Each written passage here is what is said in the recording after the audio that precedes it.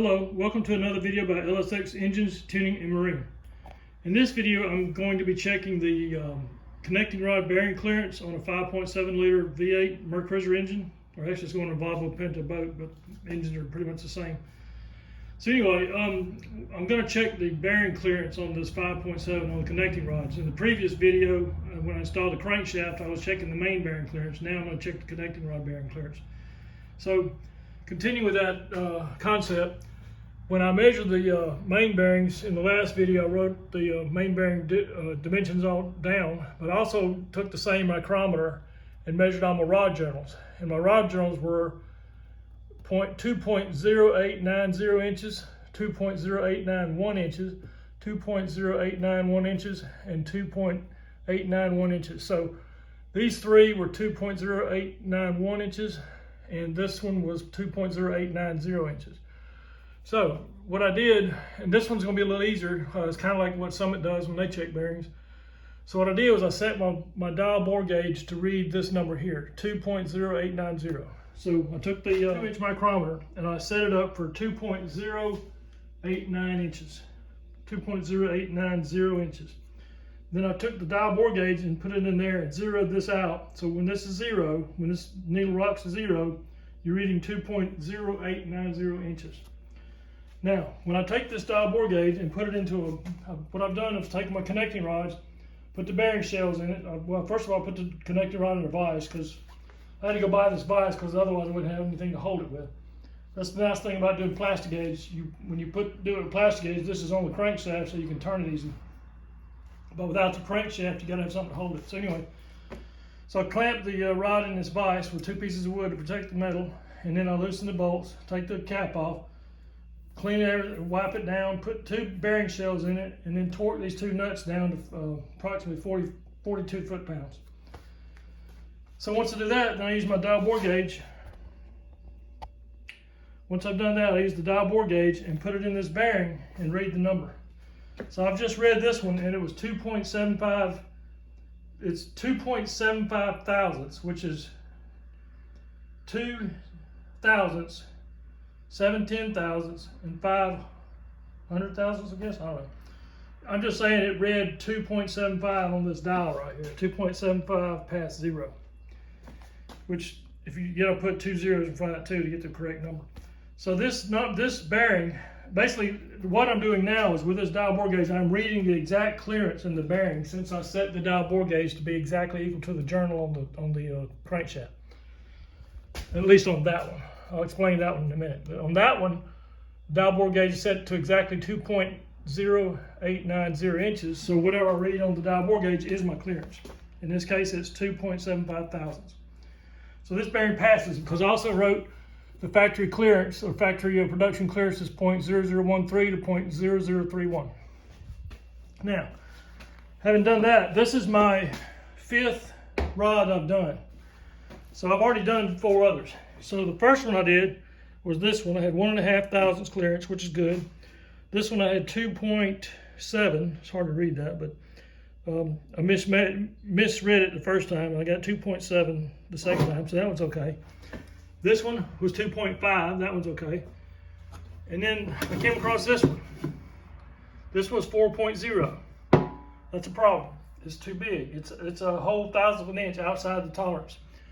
So thinking, not really knowing what the problem was, I loosened the rod cap and I swapped out the bearing shells because I thought, well, maybe I got a defective bearing. Maybe the bearing's too thick. So I changed the bearing to another bearing set, or another 2 bearing shells, and got the same number. So it wasn't the bearing. So it looks like I've got a defective rod. This rod is 1/1000 of an inch too large, and the problem is I've already pressed the piston on it. So now I've got to take it to a machine shop to press this piston off. I can get them on myself through heat, but I don't have the proper tool to press them back off without damaging the piston. Now, I do have a shop press. I have a 20-ton shop press, but I don't have the proper fixture to protect the piston. I can take a chance on it and try to press the piston off, press the piston, the wrist pin out of the piston, but chances are I'm gonna crack the piston. I've already cracked several. But they were junk pistons anyway. I was just trying to take the rods off of them and throw the pistons away, so I didn't care if I cracked it. But this time, I don't want to crack this piston.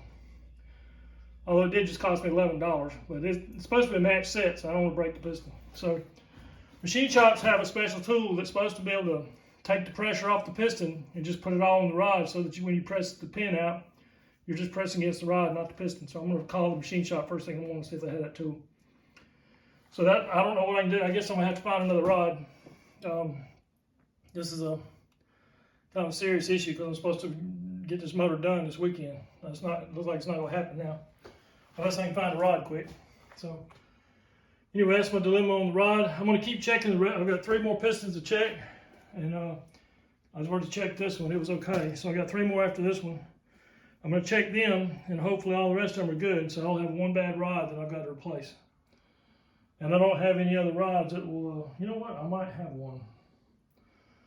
I think I do. I won't check it. I won't even press the piston on it. I'll check it, see if it's okay. And if it does, I'll take a chance on maybe ruining an $11 piston to get this thing going. But that's another issue. I'm going to continue on checking these bearings, and I'll show you the results when I'm done. All right, continue with measuring the rod bearing clearance. I was able to manage to find another rod. There's no piston attached to it, but I did find another rod, and I checked it to make sure it's the same length and everything, so it's identical to the others. And I just put bearings in it, and it checks out to 2.8 thousandths. So this one is within tolerance, so this one would be good. But now I've got to mount it on a piston, so at least I have a rod to save this build. So now I got to figure out how to get the piston swapped over to it.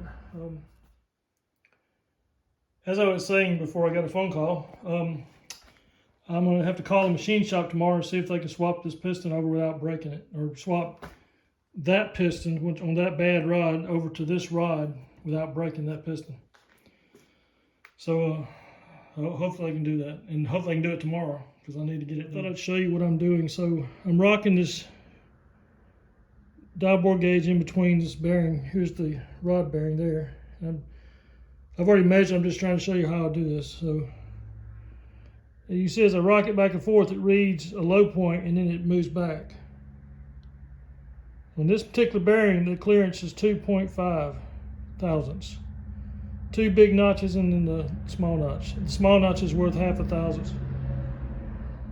So as you see, as I move it back and forth,